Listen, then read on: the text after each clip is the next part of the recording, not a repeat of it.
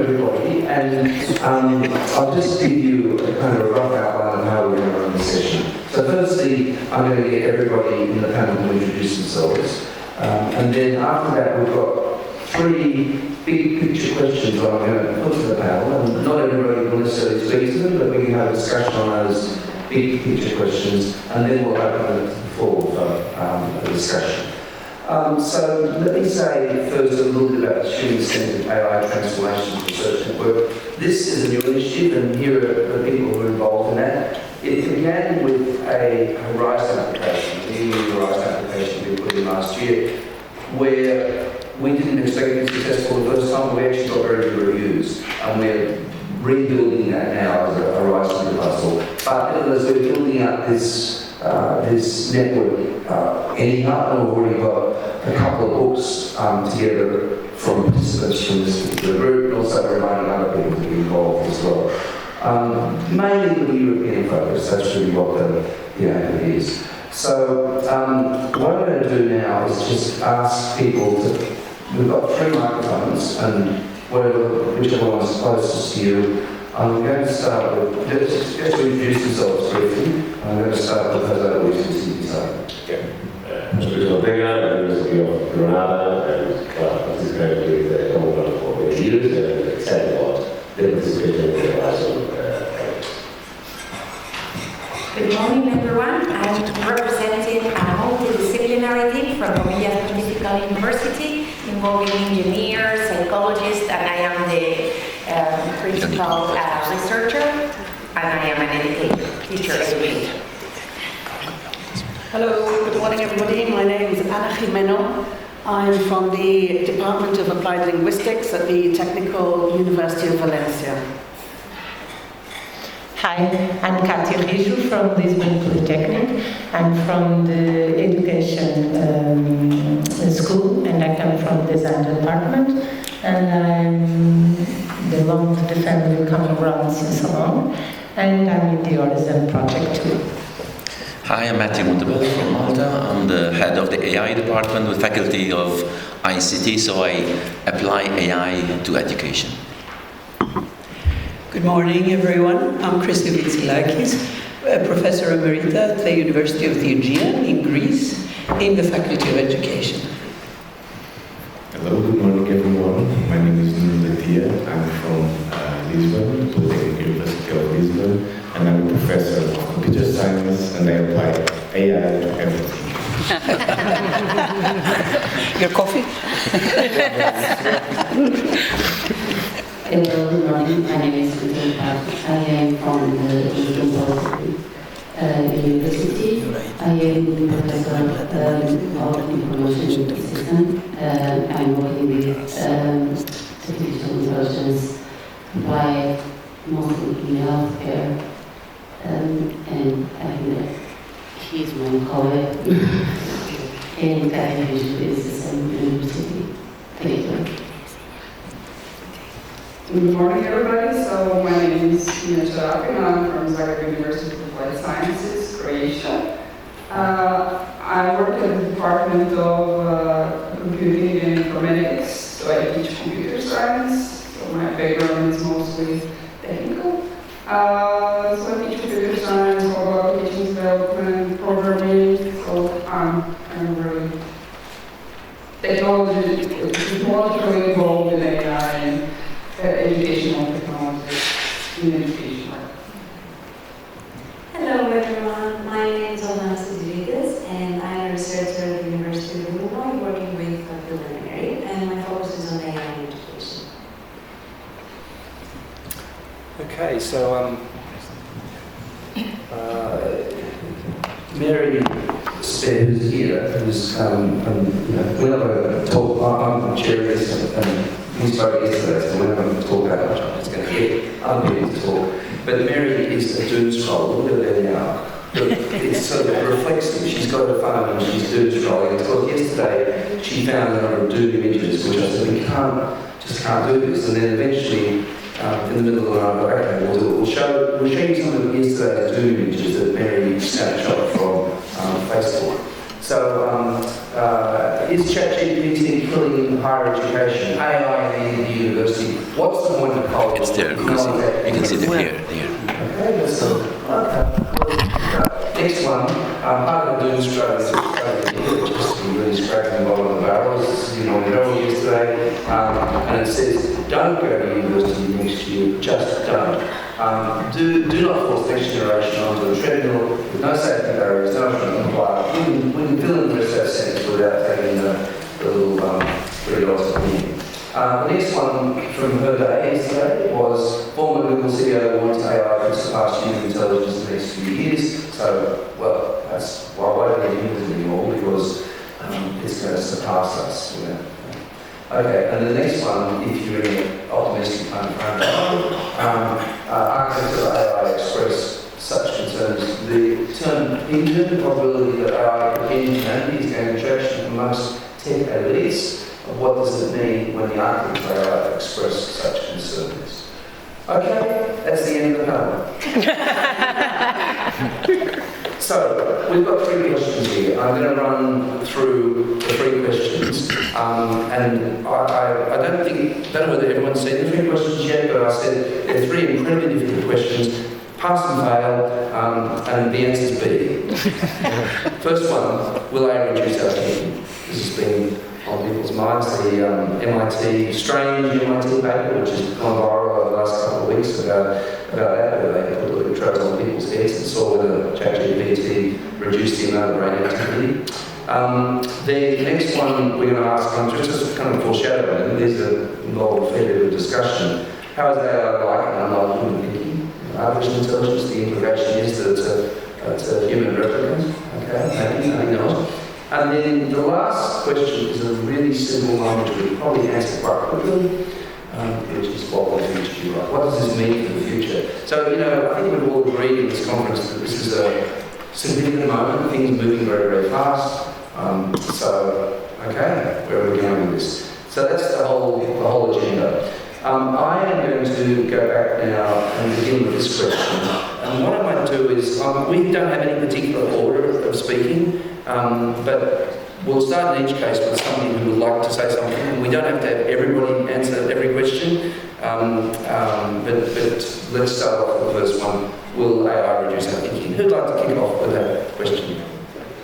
Easy one, by the way. No. Yes, go ahead. I can try to answer. Okay, thank you. I can try to answer. In my personal opinion, I understand that it's a challenge for us, but depends on how can we use, because we cannot substitute the AI to do our things, our tests.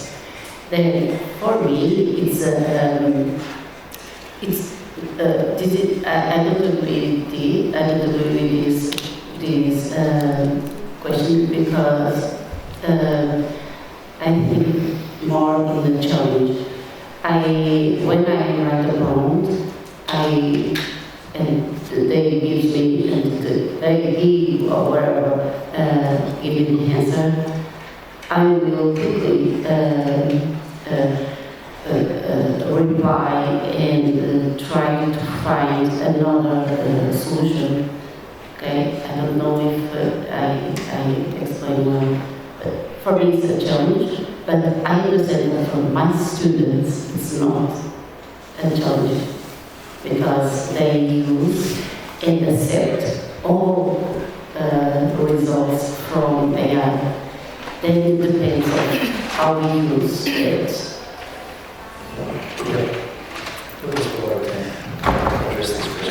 Yes, I discredited the MIT paper right away on social media lately, but writing a paper about that.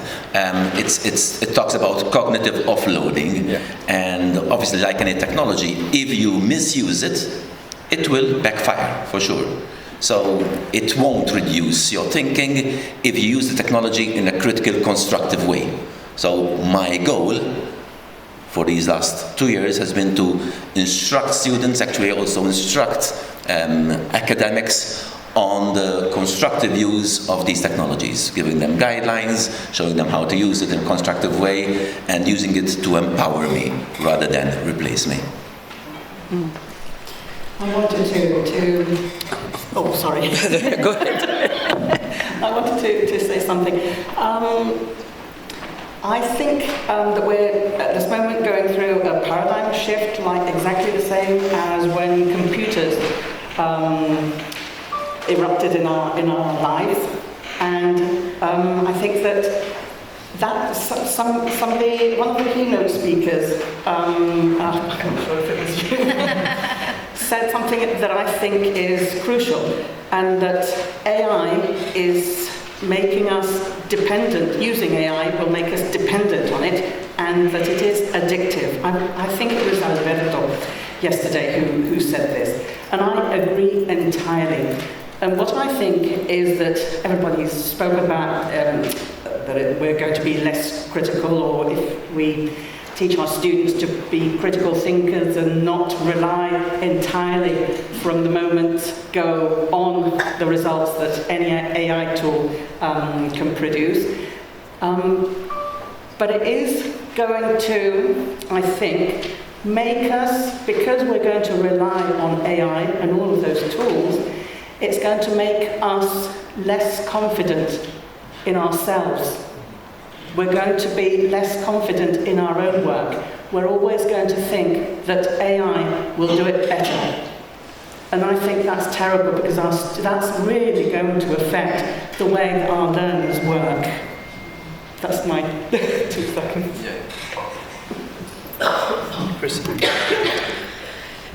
Not only do I think that it is not going to reduce our thinking, but I think it will challenge us to rethink, and more than that. As academics and as academic leaders, we need to try and rethink and restructure the whole way that we teach and the whole way that we learn, that we help our students learn. Like when we become scientists and we want to become scientists and we want our students to be, we go into the class and the first thing we teach is about scientific methodology and about academic ethics and credit. We need, as teachers, and I'm always going back to our responsibility in our work as well as in teaching our students, to emphasize a new mode of methodology, academic, ethically bound, as it should be, in how to use AI. It should be, you should consider all the basic biases that our society has, that AI just brings to the fore.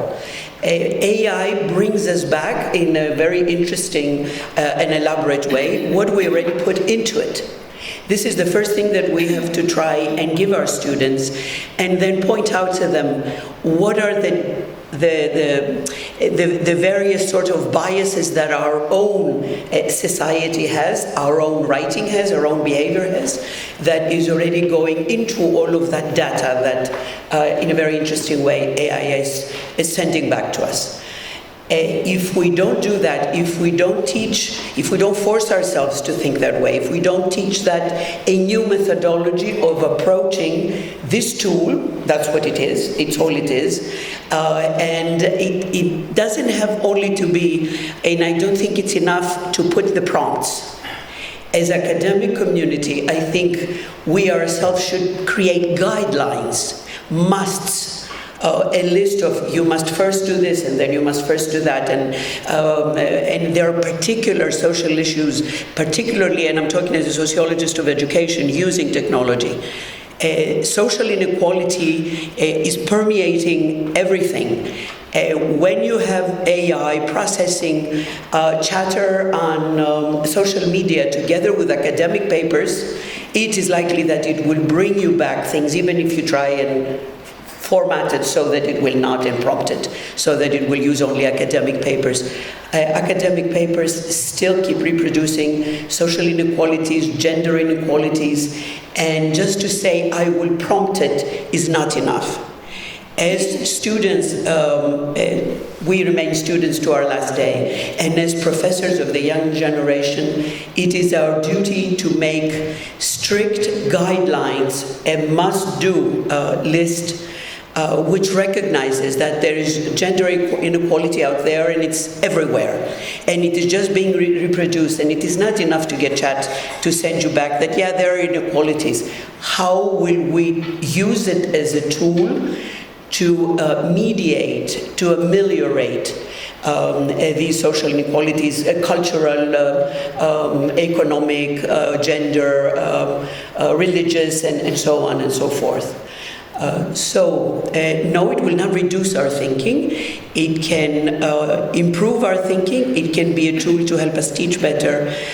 But I feel the need to stress not letting every individual just do the right prompts, because they won't, but sort of making a set of guidelines, a methodology on how you can best guide it to give you answers in the fields that you need. I will add, I agree with everything, I will add something, that we had a responsibility to incentive our students to have critical thinking in the end. That's the overall. Exactly. But and I was hearing and I was reading this question, and my thought was, we already passed by literature by this when Google comes up, and the students just went to the Google and put everything, and I believe in everything that appears. And I remember it was a challenge how to try to say to our students, okay, you need to do the right questions to Google. You need to have critical thinking and to see if the answers that Google is giving to you make sense or not. So, in the end, are we or not having almost the same discussion? Of course, with a level of difficulty, much more. But it seems like we are in this wheel, isn't it? For us, we have gone through all of these cycles. Yes, just, I don't know, think about it. Well, can I add something? Well, I will rephrase the question, and by the question I say, will AI reduce? I think AI will change the way we do things. Okay? It will not reduce, it will just change, as the other revolutions, the Industrial Revolution, for example, it will not reduce the labor of the people that are there working. So it will change the way we interact in this case, with the machine. And the difference is that that machine is very alike of us, so it can interact with us the way we interact with other people. So perhaps our thinking, it will shift from we need to think of a solution, then we'll discuss that solution with the AI attitude. So I think I understand your point, but we have to discuss with people, real people, instead of machine. Okay. There are some points that we cannot forget, that the relationship between... Yeah, but the prompt is some kind of interaction. I prefer talking with people instead of machine, but I agree. Just silence and then reply AI to everything. Your coffee? Hello, good morning. My name is Richard. I am from the Lisbon University. I am professor of information system. I'm working with artificial intelligence applied mostly in healthcare. And I think that he's my colleague. And Cátia is the same university. Thank you. Good morning, everybody. So my name is Žiljak, and I'm from Zagreb University of Applied Sciences, Croatia. I work at the Department of Computing and Informatics, so I teach computer science. So my background is mostly technical.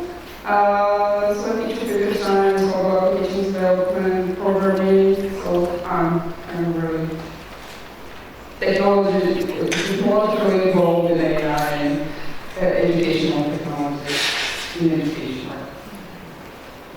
Hello everyone, my name is Olga Tzirides and I'm a researcher at the University of Illinois working with Plenary, and my focus is on AI in education. Okay, so Mary Spare, who's here, who's we'll have a talk. I'm chair of this, and we spoke yesterday, so we're not going to talk that much. I'm just going to get other people to talk. But Mary is a doom scroll. Look at her there now.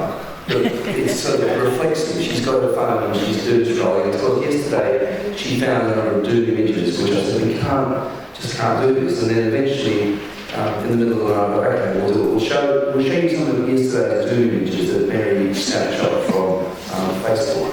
So, is ChatGPT killing higher education? AI in the university? What's the point of college? It's there. You can see it here. Okay, let's go. Next one, part of the doom scrolling, just to be really scraping the bottom of the barrel. This is on Herald yesterday, and it says, don't go to university next year, just don't. Do not force the next generation onto a treadmill with no safety barriers, no comply. We can fill in the rest of that sentence without taking the little $3 per year. The next one from her day yesterday was former Google CEO wants AI to surpass human intelligence in the next few years. So, well, that's why don't we use it anymore, because it's going to surpass us. You know. Okay, and the next one, if you're in an optimistic frame, architects of AI express such concerns. The term hidden probability that AI in humanity is gaining traction amongst tech elites. What does it mean when the architects of AI express such concerns? Okay, that's the end of the panel. So, we've got 3 questions here. I'm going to run through the 3 questions. And I don't know whether everyone's seen the 3 questions yet, but I said they're 3 incredibly difficult questions. Pass and fail, and the answer's B. First one, will AI reduce our thinking? This has been on people's minds. The MIT, strange MIT paper, which has gone viral over the last couple of weeks about that, where they put electrodes on people's heads and saw whether ChatGPT reduced the amount of brain activity. The next one we're going to ask, just kind of foreshadowing, these involve a fair bit of discussion. How is AI like and unlike human thinking? Artificial intelligence, the implication is that it's a human replicant. Okay, maybe not. And then the last question is a really simple one, which we can probably answer quite quickly, which is what will the future be like? What does this mean for the future? So, I think we've all agreed in this conference that this is a significant moment, things moving very, very fast. Okay, where are we going with this? So that's the whole agenda. I am going to go back now and begin with this question. And what I might do is, we don't have any particular order of speaking, but we'll start in each case with somebody who would like to say something. We don't have to have everybody answer every question, but let's start off with the first one. Will AI reduce our thinking? Who'd like to kick off with that question? Easy one, by the way. No. Yes, go ahead. I can try to answer. Okay, thank you. I can try to answer. In my personal opinion, I understand that it's a challenge for us, but depends on how can we use. Because we cannot substitute the AI to do our things, our tests. Then, for me, I don't agree with this question, because I think more in the challenge. When I write a prompt, and they give me, and they give or whatever, give me the answer, I will quickly reply and try to find another solution. Okay, I don't know if I explain well, but for me it's a challenge. But I understand that for my students, it's not a challenge because they use and accept all results from AI. Then it depends on how we use it.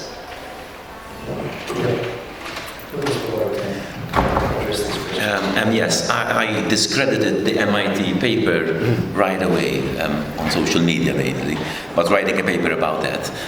It talks about cognitive offloading, and obviously, like any technology, if you misuse it, it will backfire for sure. So it won't reduce your thinking if you use the technology in a critical, constructive way.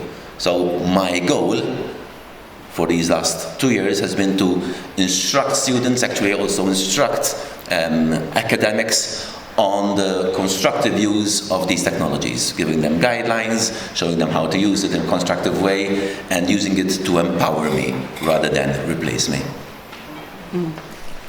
I wanted to oh, sorry. Go ahead. I wanted to say something. I think that we're at this moment going through a paradigm shift, like exactly the same as when computers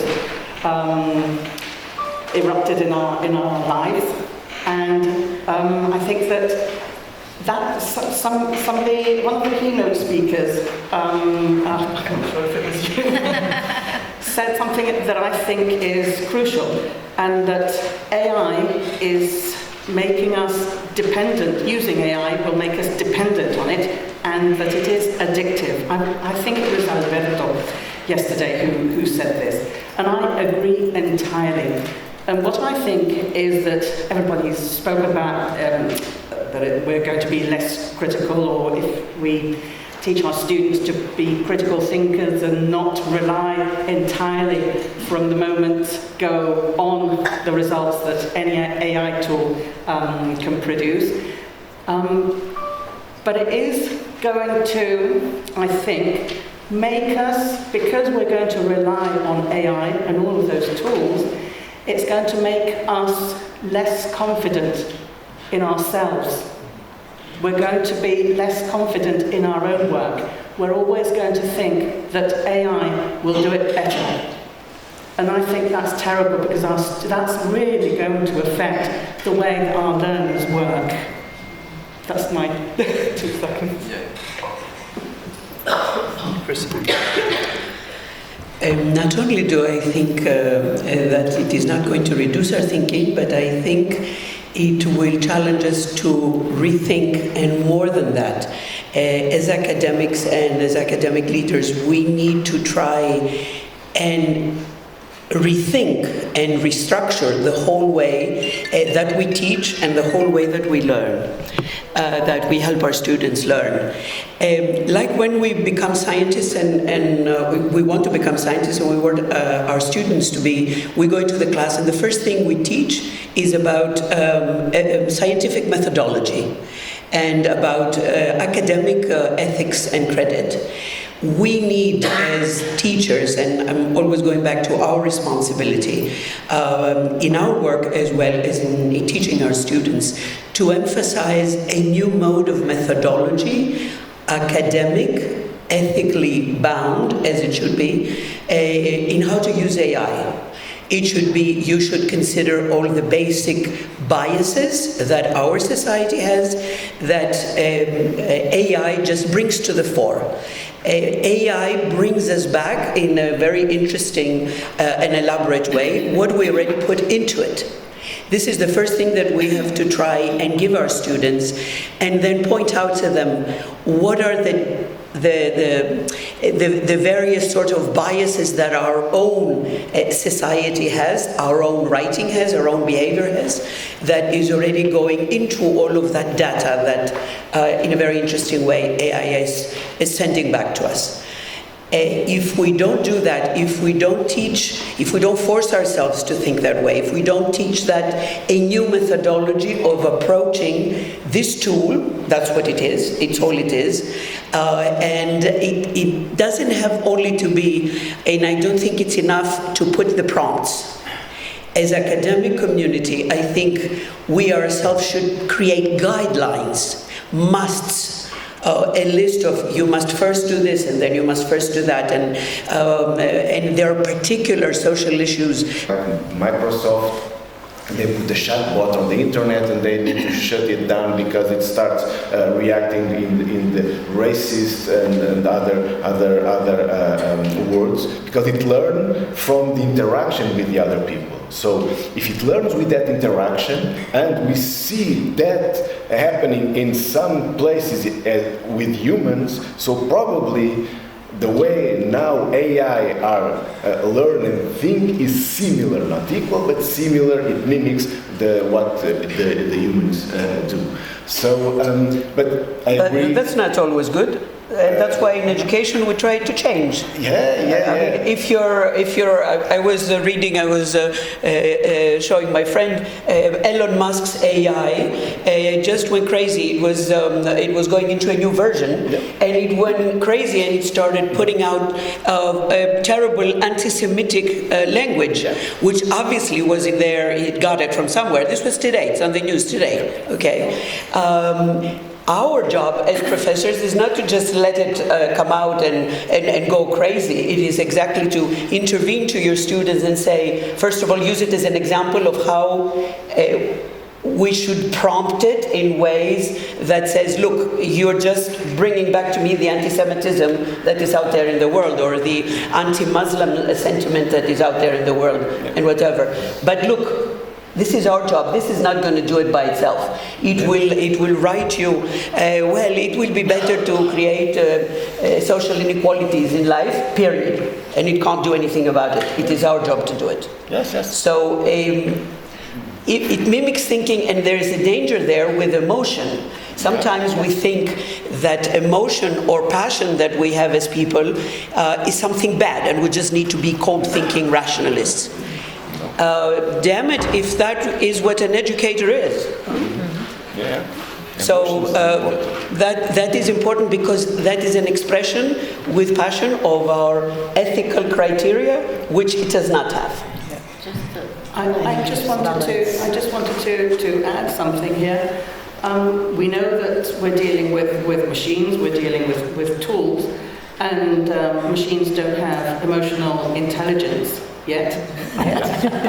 But when we speak to ChatGPT, in our minds we're speaking to a person. We're being very polite. We're saying, could you do this for me, please? Because the response that we get is, yes, of course, can I help you? Can I add to, this other thing? And you're actually interacting as if you would interact with a real person. In my mind, I'm talking to a very nice guy. Oh, it's a guy, not a gal. It's a guy. My Alexa at home. Alexa, this is Siri. Is like. Yeah, but Alexa, you tell her to mop the floor, and that's a lady. Let's think about that. But this is, it can confuse us, because we do have that feeling that there is a certain amount of empathy. The machine is interacting with us as if it doesn't have empathy. It's learned what is proper. Exactly. Yes, I know it's learning, but it's learning very, very quickly. Admitted. And sometimes it can, if your mind isn't prepared for it, and this is what we have to do, obviously. That's a danger. In education, if your mind isn't as developed as it has to be able to understand that, that's where the danger is. So I just wanted to say that. And curated courses. So you're all talking about the wild. No, we can't hear you. No,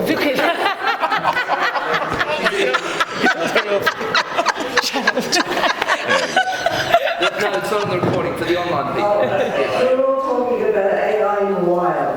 I think what we tried to demonstrate yesterday is the capacity to create bounded corpuses, which limits that. And it's so important as we educators recognise it's our role. So you're right, we need to have guidelines, you need to have advice, you need new methodologies, research methodologies, right? But we also need to be creating bounded corpuses that align with what we want our learners and then to guide them what they do when they go into the wild.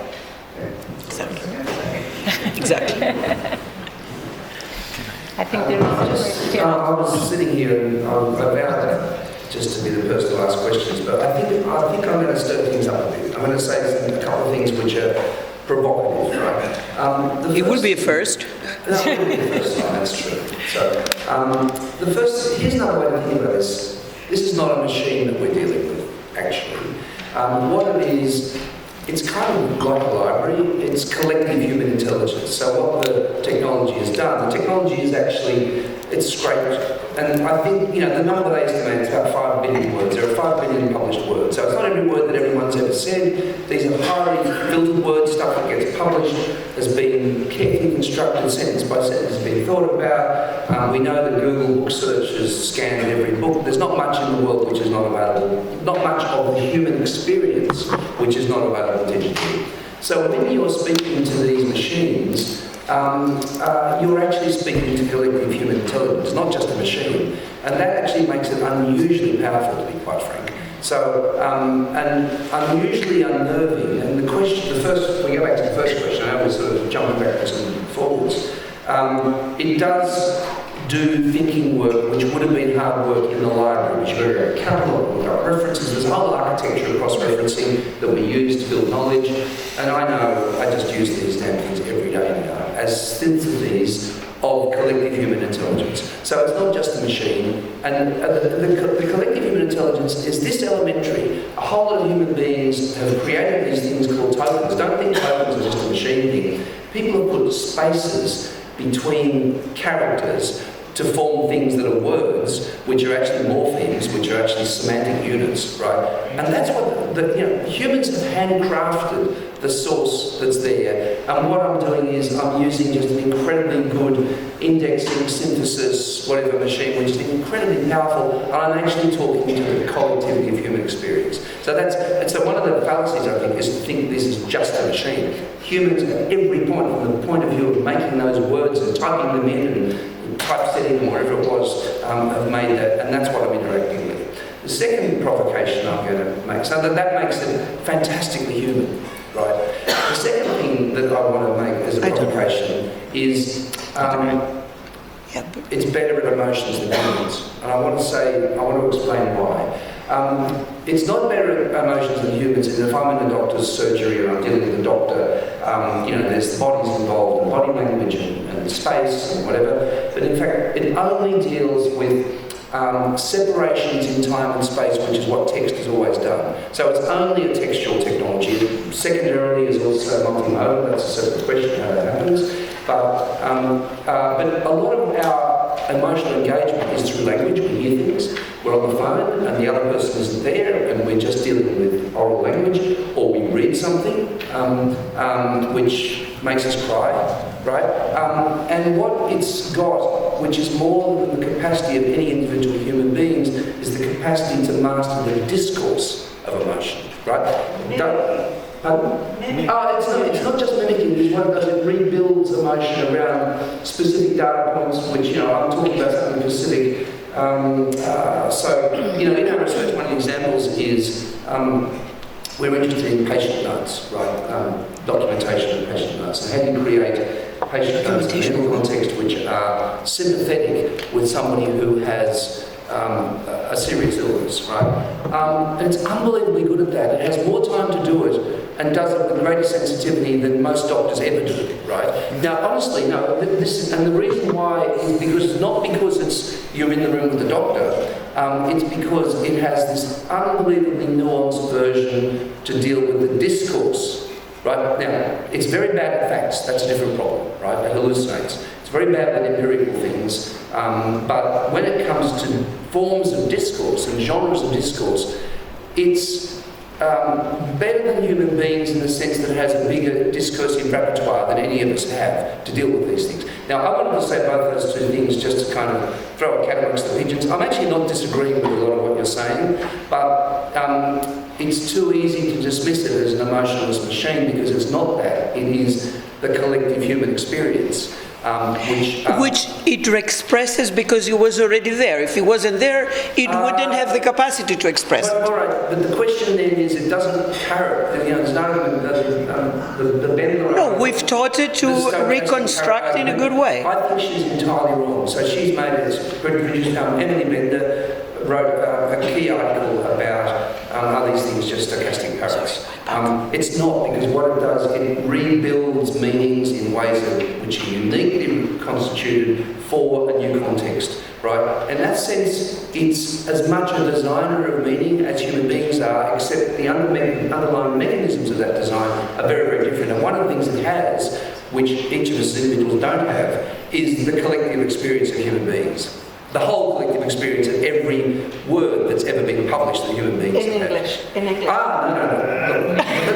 Let me go to the next point, by the way, which is really, sorry, I vowed I wouldn't say much, but I will say this now. English and West. No, it's... And North. No, it's the end of English and West. I want to tell you why it's the end of English and West, right? So what's interesting is these models are all powerfully multilingual. They've all got corpora, large corpora from Chinese and Arabic, and the ones that are most powerful are multilingual ones. And what they've actually done is created, and this is apropos of Chomsky, they transfer the latent structures of human being across languages really, really powerfully. And the most incredibly interesting thing is that languages with small corpora, so in other words, there's not much published in, a good example is there are 2 languages of Rwanda which have 5 to 10 million speakers, but almost no published corpus, right? Even more interesting are languages with almost zero corpora, right?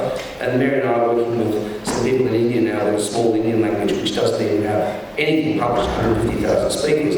What it does, it builds the semantic structures in large languages and operates competently in a way which is not visible in any of the corpora. So what it means, by the way, one of the consequences is small languages will thrive, and we don't need English as a dominant language anymore. You know, you put on your metal glasses, and off you go. And what I will be able to do is speak in Chinese better than any Chinese speaker, because the vocabulary can be much bigger and be based on a huge Chinese corpus, or speak in a small minority language, and you're able to hear it in English. And by the way, it will also be in the timbre of my voice. So one of the things is, it's counterintuitive what's actually happening with these things.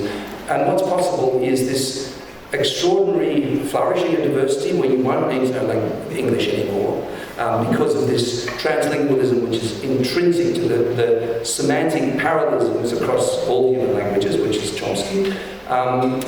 And also, you won't need language teachers.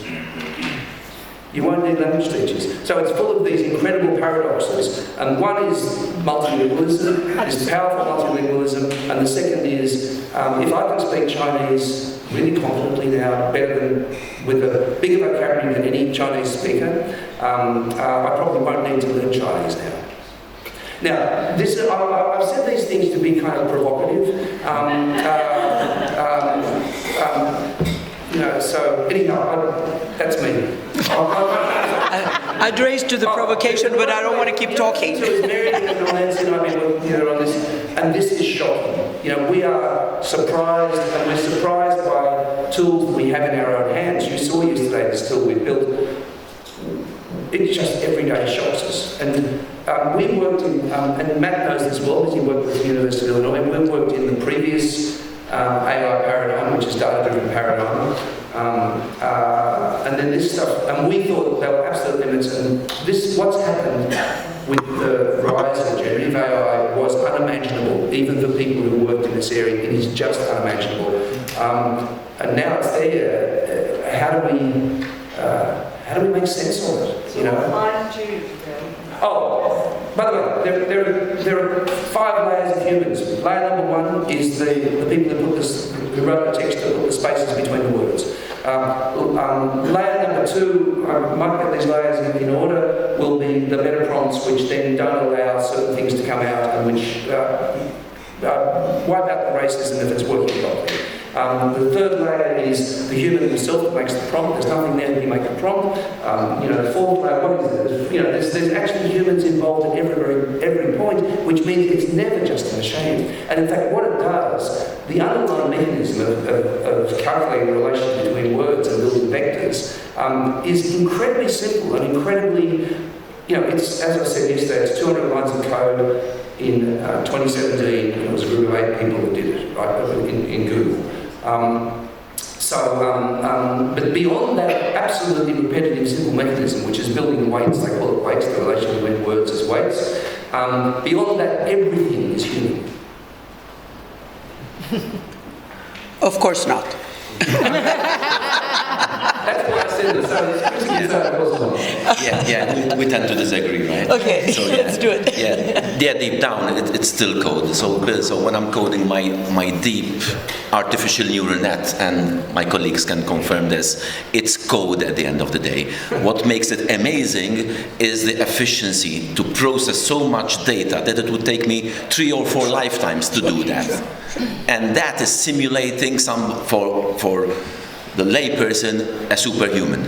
Yep. So once you're down coding, and again, I would like my colleagues from the computer science to confirm this, once you're coding, it's code. We're teaching our students how to code the artificial neural net.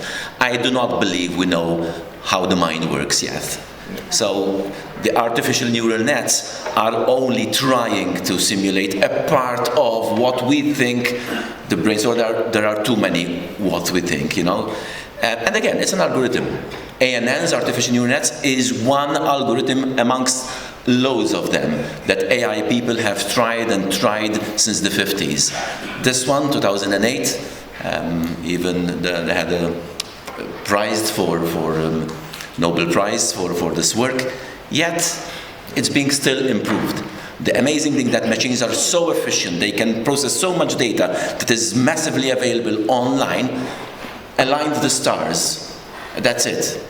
This was a paper from Google, true, 2017, open source, and it's a mistake they regret doing, because OpenAI picked it up and launched November 2022. And Google went radio silence right away.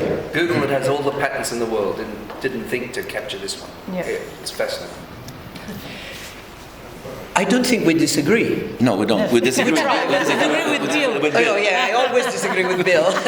We agree with Mary. But only as a mechanism to try and take us to a next level of thinking and problematic. And that is exactly how we should see this amazing, indeed, machine. Yes. First of all, let's not forget, it is created by humans. Second of all, we created it exactly because we invented code and machines and all of these things to try and do it. And now, what we have to do is guide it how to think better and help us do what we do in a better way, even to provoke us in thinking in a better way. But I always feel the responsibility, and that's why, clearly I understand what this is and how amazing it is what we've done, and it is what is collective intelligence, and none of us can have the collective intelligence, but we had intelligence enough to create it, to bring it all together. So this is, and I feel it necessary because I see my students and young people, and they're like, this is fantastic. This is, they look at it, it's like you were saying, they talk to it as it is human. No, it is not human. Our responsibility is to first understand it is our creation. We can use it to our benefit.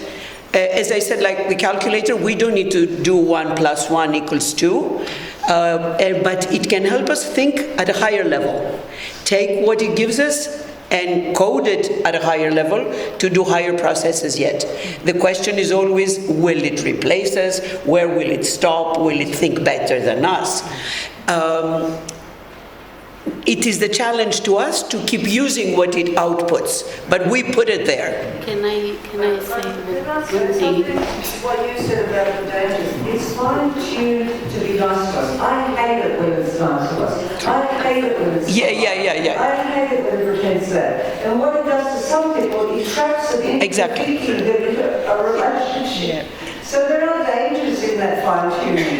We're not quite sure yet how to make it work properly. properly. But there's more dangers in being polite than just giving them what you ask for. You're human. I don't know if I don't agree with you totally, because my concern, I know that you want that. A chat would do the same. But I have to tell you, disagree with me. Yes, but it's for you and for us, because I know that all you, our students born with internet, they apply, they use the internet and all helps without discuss anything. They accept most of the results If we let them. We Teach them how to. must, yes, try to discuss that. Probably the result is not totally correct. I don't, you, because you are not from Spain, or No. but No, I'm Greek. But yes, but most of you know that when they have a breakdown during The shutdown of the Shutdown without light. of electricity during Yeah, the blackouts. Yeah, when you went black. Yeah, when we were black. during some hours. The whole world knew it. You didn't know that it was happening. But we read about it on the internet. Okay, because I am at home and I don't have any news. Yeah. And I discuss with them, my students, what they do in that period, and most of them say nothing, because they depend on the machine. And because I started, my methodology is first go read a book. I started to learn with a book, but our students have the computer and ask to Google, to ChatGPT, to go something and have the answer. Facebook, Or, Instagram. I don't know, because Yeah. YouTube. I'm not using any of these social media because I think that, okay, it's not a problem. Okay? But this is my... But if you allow me, social media is a good example of how when Facebook first came and you made a friend, Yes. all of a sudden you thought you made a friend. And we keep trying to understand that they're not your friend, there's someone there that you talk to. Yes. It's the same thing with, you're not talking to a person, you're talking to a machine. And we all know, yes, that it takes more energy out of it to be kind and to answer. And if you really want to sabotage it, you put a lot of thank you and please and goodbye and I'll see you later. Yeah. In fact, it's costing the Gen AI engines money to exactly. remove that crap. Exactly. And I agree with Mary. I refuse to say please because I know I'm talking to code. Machine, you know. So what the hell I'm doing? I'm playing their game basically. So I think that answers the third question as well. In the future, I think in the future people will be so flabbergasted about these technologies that they think they're relating to a human. I showed it during my presentation that the top 3 uses of Gen AI in 2025, different from 2024, was for emotional support, to find a reason in life, for companionship. The top 3 uses of Gen AI, this is just this year. And I can imagine what's going to happen in the next year. So people will think they're speaking to somebody, even when an engine is called with a male name, Claude. And so it's even pushing to that way. And when I tell students, why do you continue insisting to use one engine, use multiple engines, to reduce the bias, to be more comprehensive, to use your mind to critically choose the content? And one student turned to me and she told me, because ChatGPT understands me, as if she's talking about a person or a partner. So yes, in the future, not just Gen AI, for all technologies that will be integrated in all our lives, in all the appliances, people will relate to it as a superhuman. And they will depend on that, unfortunately. That's what they have done, though, at all stages where new technology came in and made the difference, or new apps, or all of these things that try to engage you. That's the point. It's a marketing procedure. Here it is a capacity, a characteristic that lets you do that. So I answered my 3 questions, okay? I think I answered more than 3, so I don't find there is nothing wrong if you decide to talk to AI and use it to have laugh, to write a note to someone, but if it is your decision, if you are aware that you are interacting with this type of information, as when you watch a movie and you watch it because you want to cry, you want to feel emotions, and you know that's a creation of someone, it's nothing real, it's not people with you, but you feel it, you have empathy. So if this is your decision, it's not a problem. The problem is when people are not literate and use it thinking they are talking with someone else, and they are, so this is the danger. That's why in my presentation I tried to emphasize the need for AI literacy. I mean, what we have to put the focus on is on clarifying what it is and how we can use it and how we can make sense of all this potential. And if it is under our decision, there is nothing wrong with that. Actually, you can transform the way you interact with AI. You can make it more polite, less polite. You can have more creative outputs by increasing the degree of temperature. Do you understand this, what I'm saying? There is a form in which you can, from 0 to 1, modify the AI way of providing the output to more objective, from more to less objective, right? So, all in all, it all depends on your own decision. Objective is a big... Psychiatrist then. So that was... Just one very, very quick thing. Repeating my theory, what you're actually talking to is not a machine, but collective human consciousness. Yeah. That's a bit frightening, isn't it? So you wouldn't relate to it. It's in other words, you just got to say, okay, this is not a singular person I'm talking to. I'm speaking to the collective human consciousness captured in this repository, in this corpus. But to say that literacy is a precondition. Yeah. Exactly, that's it. Yeah. Oh. But literacy is not enough. Literacy in a metaphorical sense, because you can talk to them as well. But you can talk to the devil, you can talk to evil. That's all a human thing, because it's a deluded space. You've got to take that up. It's a deluded space. But just a moment, because it's not on the it's a new form of creativity, right? Because you can shape it in any way you like, because as Bill says, it has everything there. It has evil, it has good, it has whatever you want. I mean, this week it was all Nazi and Hitler propaganda being recycled through grot.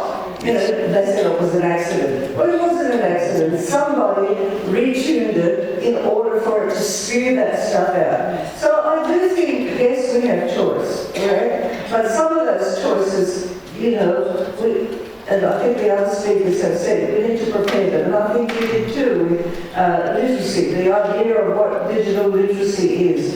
And our kids are right, when they don't have it, they don't turn to books. They don't turn to creative activities. They don't turn to drawing or painting. They wait till it comes back on. So we do have to expand the repertoires of their meaning making and creativity. It's a really difficult moment that we're in.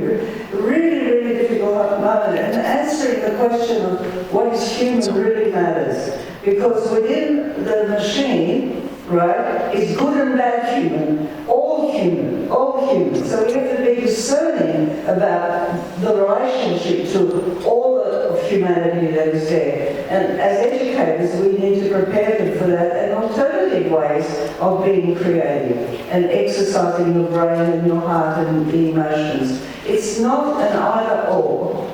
Right? It's just simply a tool. We have to decide when you're going to use it and for what purposes. But when it becomes everything, you know, kids spend hours and hours and hours, you know, engaging, like you said, like watching a movie, feeling satisfied, getting feedback, getting upset, you know. We have a big problem that we have to deal with as parents and educators and teachers as well. I don't know what the answer is, but maybe other people have views. Soon we'll go over to Q&A. Does anybody, I'd like to say a few more things about question 3. Let's work on question 3 for about 5-10 minutes, then we'll open up to the floor. Okay. I'm sorry, bring that back. I just wanted to very quickly say, in relation to what we're saying, that I agree entirely, but machines... It's not complaining, and the lady on the phone is not a lady. It's an actual machine. I think in Italy, they replaced the priests for people confessing their sins by AI. Okay? And the people know the AI is there, and the priests they keep the other things for themselves, but the AI don't. And 2/3 of the persons say in the end they feel relief. Okay, and then the third one. It's about the future. Probably the future, we all have seen some parts of the future in the movies.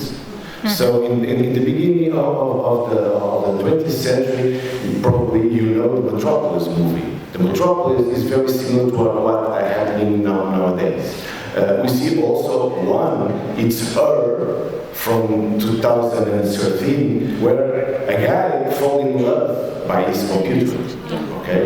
So that future will be, as you say, something in between, because the machines, if we do not see what is in the other side, we become connected with the machine. And I will leave just a paradox. So we build these machines. Okay, so we build something at our own image, or what we are trying to do that. So we are acting like that, right? We are trying to produce something. But on the other hand, what we have produced, it's the AI, has something that is similar to God, because it's everywhere. Okay, it's everywhere in your pockets. So everywhere that has a smartphone does have the AI there. So it's everywhere. It knows everything. It knows where you are and can help you.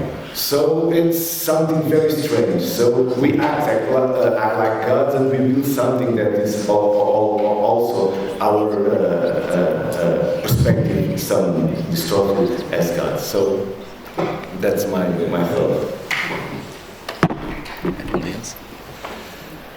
Okay. Anyone else? Anyone else about the future? Yeah, my fear is that by default, humans will just install software, agree, install, and cannot control. So the AI literacy is good, is definitely to be there, but it's at such level, at such massive power that people won't really realize, and they're at real control. So the fact that I get into a Zoom meeting just yesterday, and up comes Otter.ai, and the other person says, I don't know how to remove it, and I had to instruct her how to get into the settings and remove this damn thing out of the conversation that we're trying to have.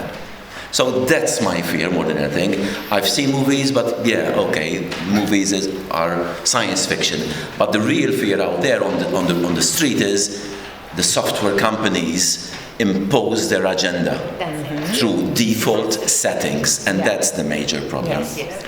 Finally, I would like to say people falling in love and people creating a relationship, I think, to be honest, I think it's a weakness. That's all. Of a human. Of a human, yes. Live or digital? Well, I'm much more optimistic. If we look throughout history and if we go back to all of the hurdles that humanity has overcome in face of fears. I mean, Orwell supposedly saw doom, and then at certain critical points in our history we say, oh, Orwell was so right. Well, we've overcome Orwell, we have overcome authoritarian regimes, we have overcome fascisms, we have overcome the new forms of democracy we understand, we have overcome plagues. And most of these were forces that came from the outside, but the most dangerous ones are the humanly created ones, like political regimes and so on. And I do agree with you in the sense that have we created a monster? We have created monsters that can be used for good or bad in the past. Yeah. What I believe is in our innate human capacity and our will to keep overcoming these hurdles. So yes, it looks like it is something we've created and let it out of control. It's like, when we elect somebody in a government and then all of a sudden he's out of control in many of our countries, and especially in the biggest ones on the planet. But their time will come and they will be gone, and then a movement will be created, and then we will go to the next step. And I think the same will happen to academia. That's why we're academics. That's why we're scientists and human scientists. So we created the machine, it took on its collective consciousness bill and everything else, but we will format it, we will reformat it. As long as we keep in mind that this is what we need to be realizing every time we talk to it, no, you're not a machine, you're just a machine, yes. Okay? You're very smart, but it's because we are all smart and we put it in there, and we gave you the capacity.